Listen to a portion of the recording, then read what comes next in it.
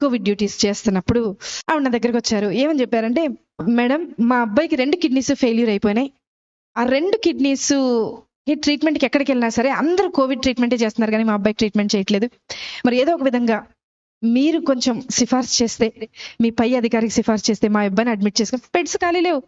2 kidneys failure అయిపోయిన పేషెంట్ని admit చేసుకుని అక్కడ పెట్టుకుని ఎలా చేస్తారు? చేయలేని పరిస్థితి. నేను అంటాను, ఒకసారి డాక్టర్ గారిని అడిగి చూస్తానమ్మా అన్న.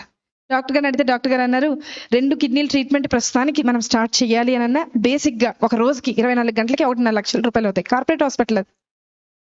మరి వాళ్ళు కడతారా? నేను ఆవిడ దగ్గరికి వచ్చి అడిగాను. ఆవిడ ఈ బైబిల్ చూపించి అందే, అమ్మా నాకు వెనక ముందు ఎవ్వరు లేరు, నా దేవుడే నా దిక్కు, నేను ఎక్కడికి వెళ్ళి వెతకలేను, అడగలేను, దేవుడిని పట్టుకుని చెప్తున్నానమ్మా, 24 గంటల టైం ఇవ్వు, రేపటి లోపల కట్టేస్తాను. మీరు ఎక్కడైనా చూసారా హాస్పిటల్లో డబ్బులు కట్టకుండా ముందు జాయిన్ చేసుకున్న వాళ్ళు ఎవరైనా చూసారా? ఆవిడ రిక్వెస్ట్ మేరకు పై డాక్టర్తో రిక్వెస్ట్ చేస్తే జాయిన్ చేసుకున్నాం. సరే, ట్రీట్మెంట్ జరుగుతూ ఉంది. చూస్తూ ఉన్నా, మొదటి గంట చూసా ఆవిడ ఏం చేస్తుంది, ఎవరికైనా మెసేజ్లు పెడుతుందా, ఎవరికన్నా వాట్సాప్లో మెసేజ్ పెట్టి డబ్బులు ఏమన్నా డొనేషన్ లాగా గ్యాదర్ చేస్తేమో. మధ్యాహ్నం 11:30కు ఆ సమయంలో అడ్మిట్ చేశాం. 12:30 అవ్వింది. అందరినీ అడిగా, ఆవిడ ఉన్నారు కదా, ఆవిడ ఏం తిన్నారో ఒకసారి అడుగుతారంటే మా నర్సులు అందరూ అన్నారు, మేడం ఆవిడ మోకరించింది, ప్రార్థన చేస్తుంది, అసలు మేము వెళ్తున్నా పక్కకి తప్పుకోవట్లేదు మేడం, మేము అలాగే ట్రీట్మెంట్ చేసి వచ్చేస్తున్నాం అన్నారు. సరే, ఆవిడని డిస్టర్బ్ చేయద్దు. మధ్యాహ్నం 1:30 అయింది, చూశాను ప్రార్థన చేస్తుంది. సాయంత్రం 4:30 అయింది, చూశాను ప్రార్థన చేస్తుంది. రాత్రి 6:30 అయింది, చూశాను ప్రార్థన చేస్తుంది. రాత్రి 9:30 అయింది, చూశాను ప్రార్థన చేస్తుంది. రాత్రి 11:30 అయింది, అంటే ఆవిడ మోకరించి 12 గంటలు అవుతుంది, ప్రార్థన చేస్తుంది. 1:30 రాత్రి, 1:30 అర్ధరాత్రి ప్రార్థన. ప్రొద్దున్న 4 నెక్స్ట్ డే స్టార్ట్ అయిపోతుంది, రౌండ్స్ స్టార్ట్ అయిపోతాయి, సెక్షన్ స్టార్ట్ అయిపోతుంది, అన్నీ స్టార్ట్ అయిపోతాయి, ట్రీట్మెంట్ స్టార్ట్. మాకు స్టార్ట్ అయిపోయింది, కానీ ఆవిడకి మాత్రం ప్రార్థన ఎండవల. 7:30 ప్రార్థన. మరుసటి రోజు 8:30 ప్రార్థన.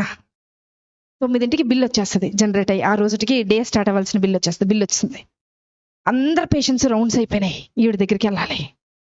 నా పైన ఉన్న డాక్టర్ అడిగారు, అమ్మా ఆవిడ బిల్ కట్టారా అని అడిగారు. నేను చెప్పబోతున్నా, నాకు భయం వేస్తుంది. ఎందుకో తెలుసా, ఆవిడ కట్టకపోతే నేను కడతానని చెప్పాను ఆయనకి.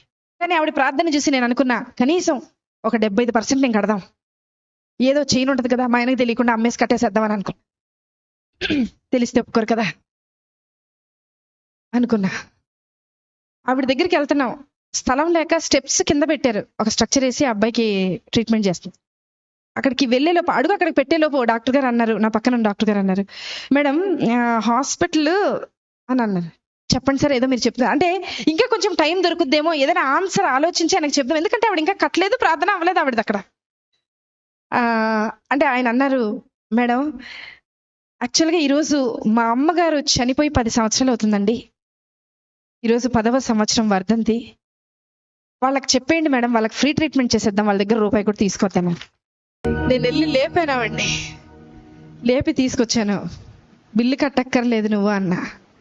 నాకు తెలుసు మేడం, నా భర్త వదిలేసి వెళ్ళిపోయినా, నా బిడ్డ నా చెయ్యి దాటిపోయినా, నన్ను ఈ లోకంలోకి తీసుకొచ్చిన యేసయ్య నా చెయ్యి విడిచిపెట్టడం. ఒక మాట చెప్పనా, ఆవిడ సెటప్ బాగాలేదండి, చీర మొత్తం చినిగిపోయింది, బ్లౌజ్ చినిగిపోయింది, జుట్టు సరిగా దవ్వలేదు. నేనన్నా, నీ బయట గెటప్ బాగోలేదు, కానీ నీ లోపల సెటప్ విశ్వాసం మాత్రం చాలా బాగుంది.